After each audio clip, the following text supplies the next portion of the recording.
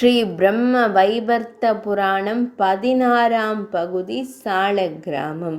துளசியின் சாபப்படி சாலக்கிராமம் பகவான் ஸ்ரீ கிருஷ்ணரையே குறிக்கும். அதுவும் புனிதமானது, புண்ணியம் தர வல்லது. சாலக்கிராமத்தை வழிபடுபவரின் பிரம்மஹத்தி தோஷமும் நிவர்த்தியாகும். அநேக புண்ணிய தீர்த்தங்களில் நீராடிய பலன் சாலக்கிராமம் அமிழ்த்தி நனைத்து எடுக்கப்பட்ட நீரில் நீராடினால் கிடைக்கும். தொடர்ந்து சாலக்கிராமம் தீர்த்தங்களை பருகியவர் நேராக விஷ்ணுலோகம் அடைவர். துளசி மரித்தவுடன் அவள் கூந்தல் கண்டகி நதி ஆயிற்று. அதன் கரையில் நாராயணர் மலையாகி நின்றார். அம்மலையில் வஜ்ரடங்கள் எனப்படும் பூச்சிகள் காணப்படுகின்றன. அவற்றின் பற்கள் வஜ்ரம் போல் கூர்மையானவை. அம்மலை மீது காணும் உருண்டை கற்களில் இப்பூச்சிகள் துளைகள் செய்கின்றன.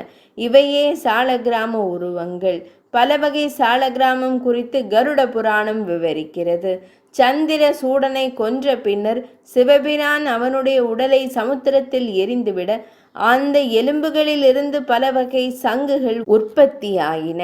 சிவனாரை தவிர மற்ற எல்லா கடவுளர்க்கும் சங்கம் தீர்த்த அபிஷேகம் சிறந்தது. சங்கு ஊதப்படும் இல்லத்தை விட்டு மகாலட்சுமி எப்போதும் பிரிய மாட்டாள். சங்கு தோய்ந்த தீர்த்த ஸ்நானம் எனப்படும் நீராடல் அனைத்து புண்ணிய தீர்த்த நீராடலுக்கும் சமமாகும். சங்கு ஒலிக்கும் இடங்களில் அன்னை லக்ஷ்மி தேவியானவர் பிரியாமல் வாசம் செய்வார். 16ஆம் பகுதி இனிதே நிறைவடைந்தது.